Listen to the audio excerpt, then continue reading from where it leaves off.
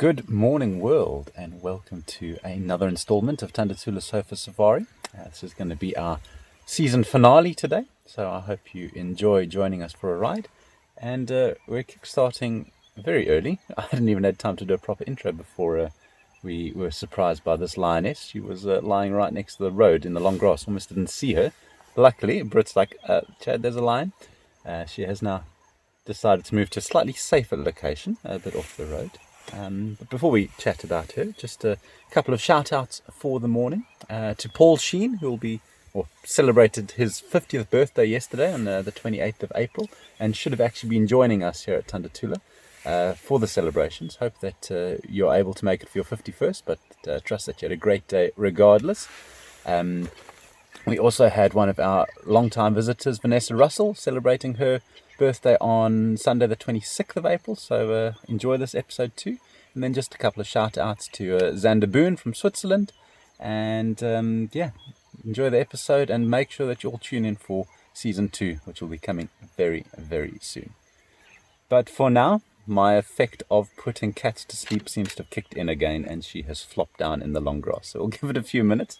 I know last time Britt and Luke left sleeping lions, they ended up making a kill about half an hour later.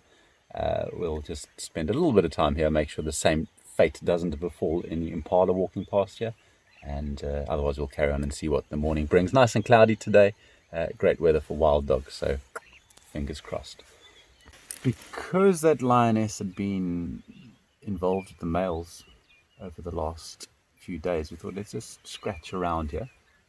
An alarm calling impala pointed us in this direction, and we found it looks like the limping Naru male with the younger River Pride female just resting out in the open there. We're not going to go closer. This is the edge of something called a seep line, and it's been one of our more active seep lines this summer. So the ground is still a little bit soft and it's quite sensitive, so we're not going to drive off the road unnecessarily to see them. But we will just give it a bit of time. She was mating 2 weeks ago. It would be unlikely that she's come back into estrus so soon. But perhaps the way that the male's looking very alert and glaring at us occasionally, he's being a bit possessive. But yeah, the swinging of the River Pride continues. They've been with all the different males, and males have been with all the different females, but that's how it works, and this is what ensures that these males are going to all look after the cubs regardless of who actually side them, because they're not going to know. They all will have had a chance to mate in a pride like this, and there is going to be this uncertainty that ensures that they actually all just look after the cubs, whether they are the biological fathers or not. My powers of making animals sleep are working very well on these two cats as well. Because it is quite a distant visual, I think we're going to carry on and maybe check up on them later in the morning. There's been no stirring from her suggesting that there is any mating going on, so we're going to leave them be and carry on. Let's see what's out there.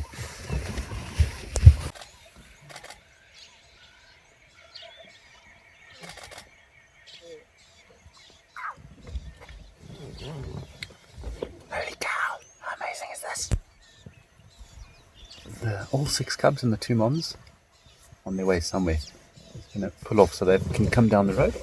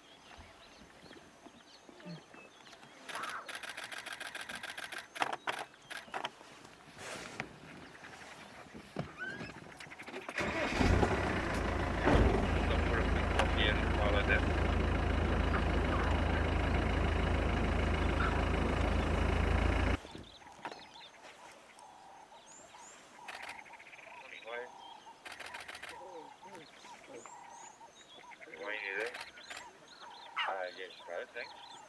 Morning, Wayne, Bruce here. Had a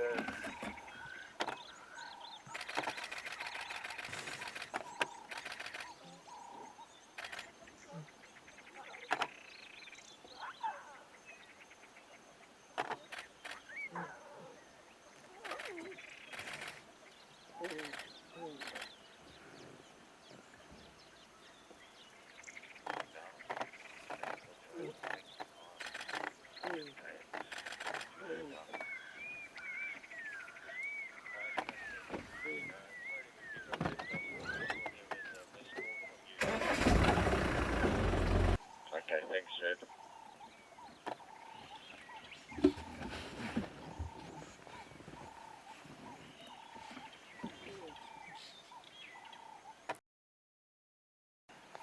Sorry, I've been ignoring your comment, or I've been ignoring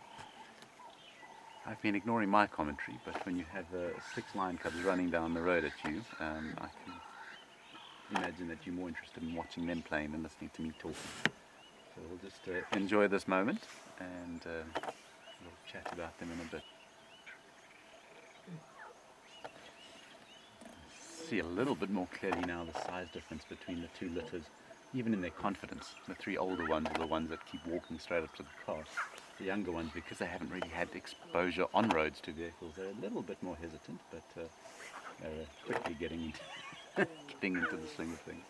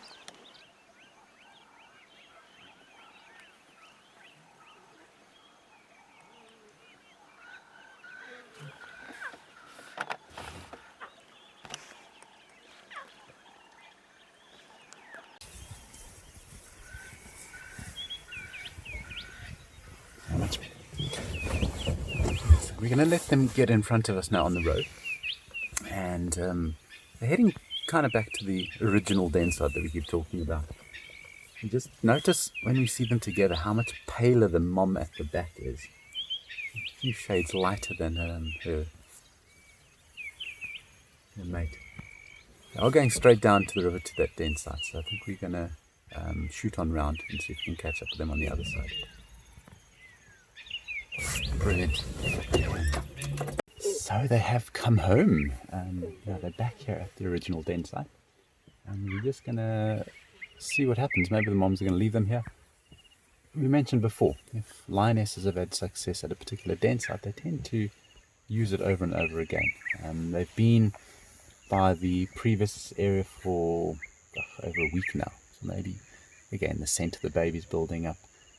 Moms just want a change of scenery, maybe move them close to better hunting areas. But they are back here. Probably, as far as we know, the first time the little cubs have been this side. But yeah, let's see. There's also some other things that might attract their attention shortly. We'll see if there's any interaction there. But let's just enjoy this one now. beautiful big male kudu, although he's kind of half the man he used to be. You'll notice that his horn has snapped off halfway up, and that is not going to grow back. As an antelope that have horns, as opposed to your deers that get antlers every breeding season, once these horns break, that's it. If antlers break, they fall off, and the next year they will grow back again. So it's not a disadvantage to the deers that have those antlers, but for an antelope that breaks a horn like this, he is going to be disadvantaged because it's going to make his ability to fight far less impactful, and that's a terrible word. For antelopes that break their horns, they are going to severely impact their ability to fight. So a male like this with half a horn is going to have less chance of becoming a dominant male around a female than one that's got a full set of horns. So best of luck in finding love mate, but he's still a big guy. I'm sure he's still going to get lucky at some point in his life.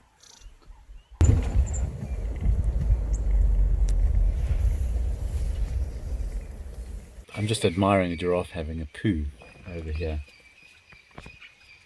And I actually always laugh when they are busy going to the loo, because it's one of the few times when their tail can't swish and smack the oxpeckers away. So as soon as they start having a poo, the oxpeckers, the birds, run down from wherever they are on the giraffe's body straight to the bum and dodge the pellets that are being shot out and pick at all the ticks that are in quite abundance around the rear end. I'm sure you'll be able to actually see quite nicely those little black dots on the white rump. Those are the ticks that have chosen that spot because it is very difficult for the giraffe to clean them, and obviously for the oxpeckers to clean them. Be horribly wrong. From where I'm sitting, it does look like they're feeding on a tambuti tree, which, if you recall from my last episode of Sofa Safaris, I was discussing how toxic it is to humans, but mentioned that the browsing animals are able to feed on it without any ill effect. And here's a good example of where the giraffes are happily munching on it, enjoying it, but not being in any way affected by the highly toxic latex that is found within those leaves. I'm also just trying to work out, I, on one of my solo safaris, filmed a female giraffe that had a horn very similar to this, one of those skew ossicones, but my memory is terrible and I cannot remember where I filmed her. But if memory serves correct, it was actually some distance away. And this is just a good example of how nomadic giraffes are within a larger home range. They're not territorial, they don't stay in one confined area, and they don't stay even in one confined family. The group that we see now has got a mature male, a youngster, 2 or 3 females, and we see them together today. Tomorrow there could be another couple of males with them, maybe more females, maybe one of the females or the mom and the calf have wandered off and gone and joined another group. They've got a very fluid dynamic to their groupings. They are generally gregarious animals, but they're not very social. So they like being together in herds, but they haven't got the same social bonds that you would find in our lion prides or an elephant herd, where it's the same individuals every time you see them. But where they come across other groups, there's no fighting. They'll happily intermingle and then do their own thing. So loose associations would probably be the best way of describing the social structure of I'm special. The social structure of giraffes. So you'll see. At least we're seeing giraffes. We did many drives a couple of weeks ago where we found 1 or 2 here or there, but this has traditionally always been our go-to area to find them out in the east, and they are making a good comeback. Unless they eat the tambuti tree and die of the toxins, and then we'll have no giraffe left. That's not going to happen, don't worry. These cold mornings often, for some reason, I can't tell you why, but promote a lot of bird party activity. Bird parties are really just groups of different species of birds flying around, feeding together in a group. It's a combination here of magpie shrikes, red-billed buffalo weavers, we've got some Burchell starlings and hornbills. I didn't see which ones because they've flown away, but they're like red-billed or yellow-billed.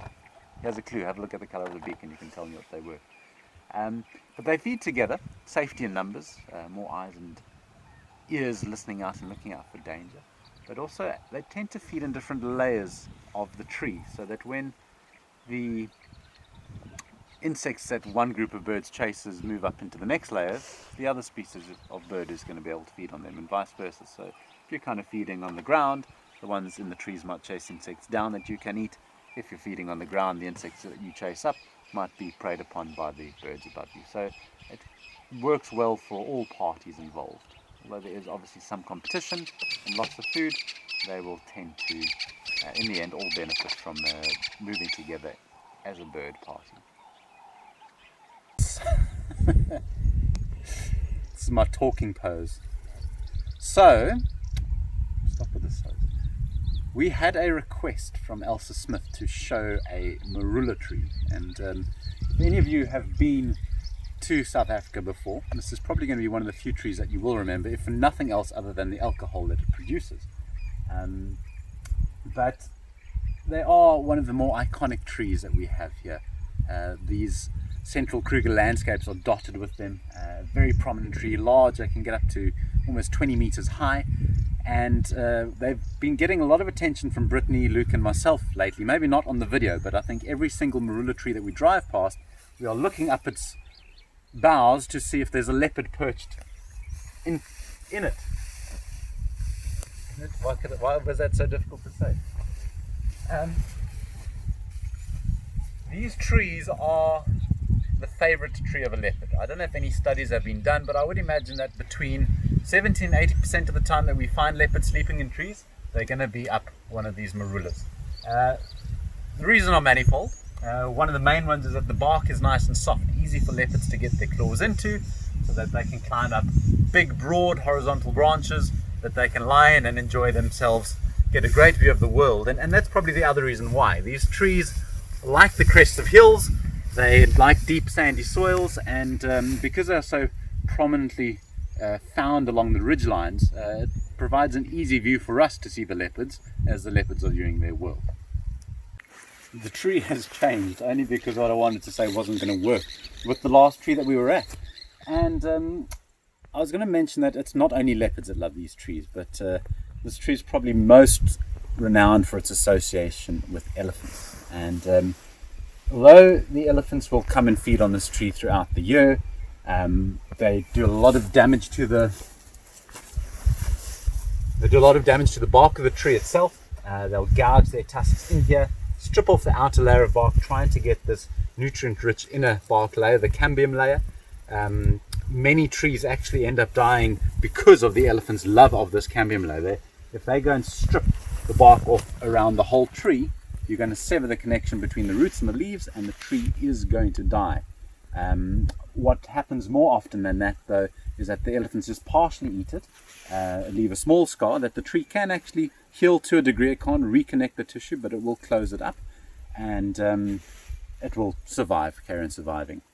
What does happen, though, when that occurs is that because the inner bark is very soft, or comparatively soft, things like your wood borer beetles and termites are going to be able to actually get in, hollow out the tree, and this could result in the tree collapsing, perhaps in a big windstorm, or another elephant comes around, pushes it, and it topples over. Now, the reason they would want to push a tree over is to not only get to the leaves at the top and the nice nutritious branches, which they cannot get lower down. You'll notice that the Marula trees that we have been looking at have very high canopies, and that's because every time there is a lower branch in the tree, the elephants rip it down to feed on it, and it leaves just the very, very upper canopy remaining. So elephants will push the tree down, munch on the leaves, but the real association with elephants in this Marula tree comes from the fruits that are produced by the female Marula trees. Now, Marula trees are what we call dioecious. You have separate male and female trees. The trees that we went to first were male trees, so they didn't have any remnants of the fruit around. But this female tree does. And although we are not in the fruiting season anymore, the fruiting season is January, February and March, what you will find on the ground here are some of the kernels, some of the seeds that are left from the fruit. Now, I'm terrible when it comes to describing fruit, so I can't even give you an idea of what this fruit tastes like. They're green, they sit about that size, and once they fall down from the tree, they will ripen on the ground to a nice yellow color. Very beautiful smell, very citrusy smell, and these fruits are relished not only by the elephants, but by monkeys, baboons, impalas, warthogs, nyalas, bushbuck. Everybody's going to come and get them. As humans, I've learned that if I want marula berries, I've got to come and get them while they're still green and a bit bitter, and let them ripen in my vehicle, and then I can actually enjoy them. But the elephants are going to come in here, particularly the male elephants, in big numbers during the fruiting season, and they will just sit here all day, munching, munching, munching. And this has given rise to a belief and the behavior that is being described at this time of year. I've never personally seen it, that elephants go and get drunk from eating the fermenting fruit on the ground. Now, there's a few problems with that, and I'm sorry, I'm probably going to squash a lot of people's ideas of what happens with elephants and alcohol here. But firstly, the fruits seldom sit on the ground long enough for them to ferment. It will take about 3 or 4 days of sitting there to ferment to an alcohol content of about 3%. By that stage, somebody's come in and eaten it. But even if the elephants are able to get here, they would have to consume about 4 times their daily intake of food on marula berries alone, and nothing else, no water. And only then should they have enough alcohol in their system to make them stumble around like a human would. It might be that elephants are far more susceptible to alcohol than us humans are, and might require less, but there is no proof suggesting that elephants do get drunk eating marula berries. However, as humans, we can get drunk a lot quicker, courtesy of the bottle that I'm sure you're all familiar with, especially if you come from Norway, like Kristen and Turid, and Switzerland, like Gabby. This is your favorite drink, and I'm actually going to pour myself one. It is Marula cream. It is the liqueur of Africa, and because of the association with elephants and this tree, even their emblem is the elephant. They say it is best served on ice and with the view, and I think we are achieving both of those. So if you'll just excuse me while get a Marula moustache. Lovely. Well, cheers back home wherever you are. Yes, Marula liqueur. I can probably describe this a little bit better, but I'll probably offend people if I tell you that it is like Bailey's. It is like Bailey's because it is a cream-based liqueur, but it has got a different flavour. Whereas Bailey's is purely Irish whiskey and cream mixed together, this is produced from the fruits of these trees. So what they do, we actually have the Marula factory about 30-40 miles away from here in the town of Palabora. They will get the local communities to gather up the fruit. What they do is they separate the fruit from the kernel that we saw and let it ferment in barrels, or let it ferment. And once it's fermented and produced kind of a Marula wine, it will then sit in French oak barrels for 2 years.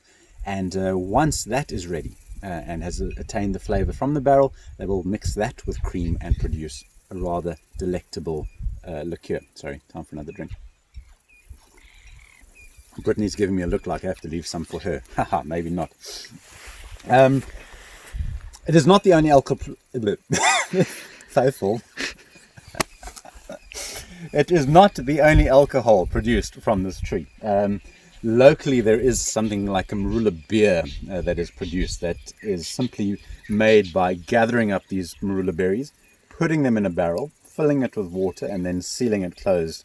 Maybe throw some sugar in there to get away from the bitter taste. Leaving it closed for 3 or 4 days. You open it up and it's got a very strong vinegary smell.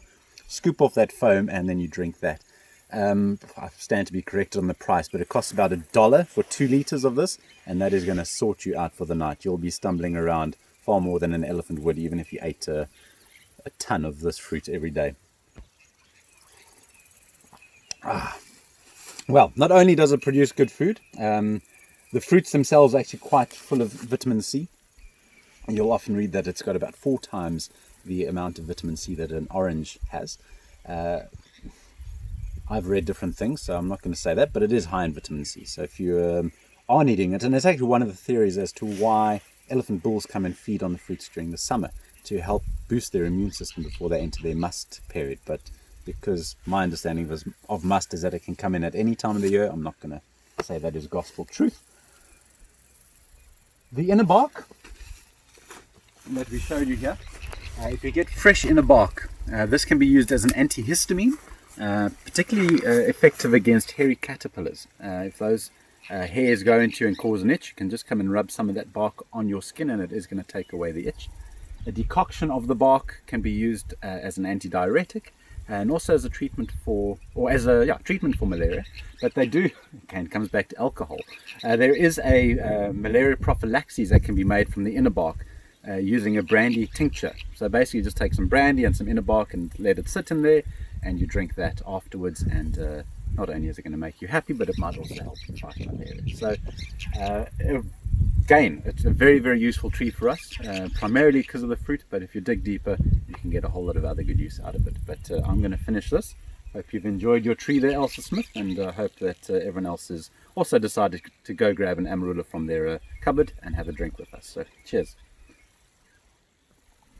One thing I did want to point out on these kernels is these kernels house nuts, the seeds, that are a real delicacy. They're almost almond tasting. You can eat them raw or you can roast them, and they're very, very difficult to get out. It's actually in the local cultures around areas where marula trees grow, it's a sign of great friendship if you can present somebody with a bag of the marula nuts, because it has shown the amount of effort you've gone to gather them.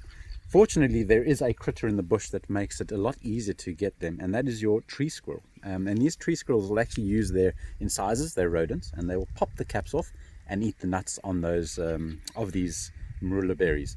So that is when you see all these little holes in there, that's where the caps have been pulled off and the nuts have been eaten from the inside. It is almost unheard of to find one of these kernels without any of these caps removed, because the squirrels are going to find them and enjoy them. So there we go, the marula berry kernel. We've come to the end of another Sofa Safari. I do trust that you have enjoyed that. Those lion cubs were awesome. So be sure to catch us again for season 2 of Sofa Safaris that will be kicking off next week. But until then, stay safe, keep well, and keep on watching, keep on sharing. And once more, thank you for all of your great support, your comments, all the interaction that you've given to us. It has been very, very humbling to see, and we look forward to bringing you many, many more episodes like this. So until next time, cheers.